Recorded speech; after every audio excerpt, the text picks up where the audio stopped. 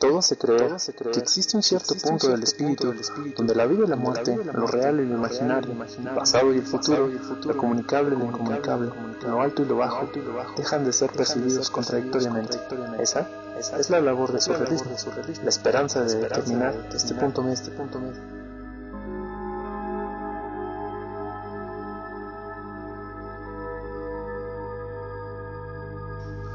Fue el psicoanálisis una de las teorías que más sedujeron a los surrealistas.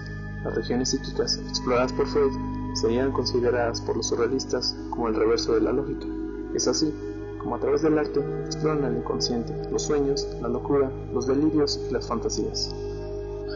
Al igual que el psicoanálisis, consideraban al sueño como una realización del deseo y adoptan el método psicoanalítico de la asociación libre, es decir, el desarrollo automático de las ideas y de su reproducción sin censura moral, racional ni estética. Freud consideraba que en todo proceso creador, el artista pone en juego mecanismos y fantasías inconscientes, aun sin que el artista se lo proponga, y en esto tiene mucho que ver el concepto de sublimación. También decía que el sueño tiene un contenido latente y uno manifiesto. Latente es lo que no recordamos, lo que se mantendrá inconsciente, y solo se puede aproximar a través de las asociaciones libres. El otro contenido, el manifiesto, es lo que recordamos cuando despertamos. Además, estos intentos de satisfacer deseos tienen que ver con un impulso sexual inconsciente que en su necesidad de adaptarse a la realidad se dirigen a objetos sustitutos del objetivo sexual. Cuando esta actividad sustitutiva y compensadora tiene una aprobación y una utilización social, se produce la sublimación, en donde la creación artística es uno de sus principales exponentes.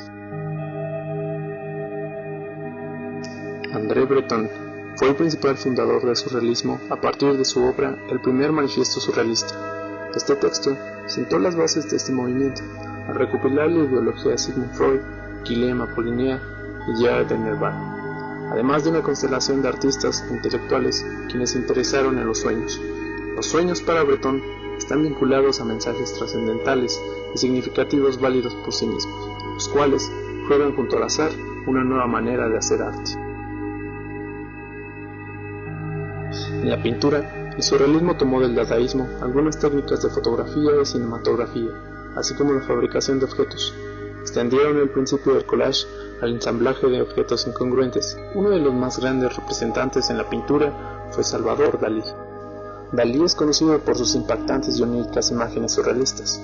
Sus habilidades pictóricas se suelen atribuir a la influencia y admiración por el arte renacentista.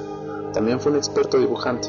Los recursos plásticos dalinianos también abordaron el cine, la escultura y la fotografía, lo cual le condujo a numerosas colaboraciones con otros artistas audiovisuales. Una de sus obras más célebres es La persistencia de la memoria, el famoso cuadro de los relojes blandos. En América, la mayor exponente de la pintura surrealista fue Remedios Varo. Aunque era española, fue naturalizada mexicana en 1941 durante la presidencia de Lázaro Cárdenas. La obra de Remedios Varo posee un estilo característico y fácilmente reconocible. En su obra aparecen con frecuencia figuras humanas estilizadas, realizando tareas simbólicas, en las cuales se tienen a la vez elementos oníricos y arquetípicos. Su obra entera está teñida de una atmósfera de misticismo, pero plasmado en las figuras representativas del mundo secular moderno. Su pintura está puntualizada por un marcado interés por la iconografía científica. De allí, en tiempos recientes, las obras de la pintora se han retomado cada vez con más frecuencia en la literatura.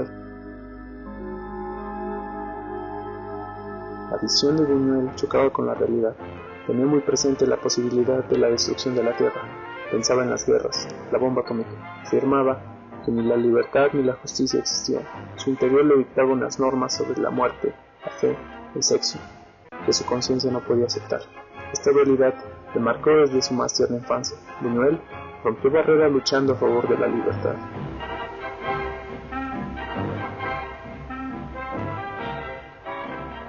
En la película Un perro andaluz, Luis Buñuel logra la resolución del sueño y la realidad, dos estados aparentemente contradictorios en una especie de realidad absoluta, una surrealidad.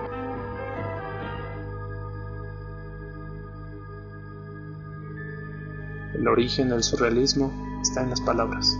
La literatura fue detonante para el surrealismo, ya que fue la primera en acortar la distancia entre lo real y lo imaginario. La literatura surrealista deja al lector la libre interpretación de la simbología de cada autor.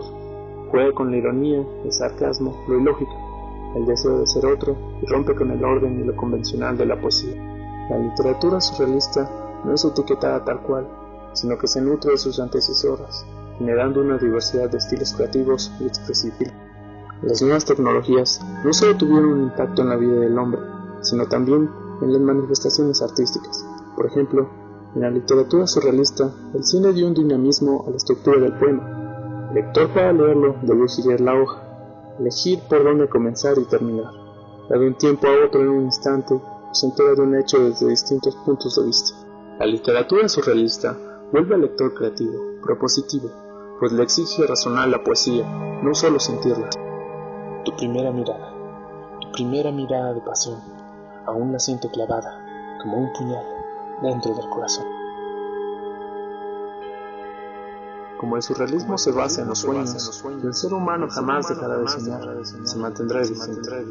El surrealismo se reafirma como vanguardia al romper con lo efímero de estas mezclas.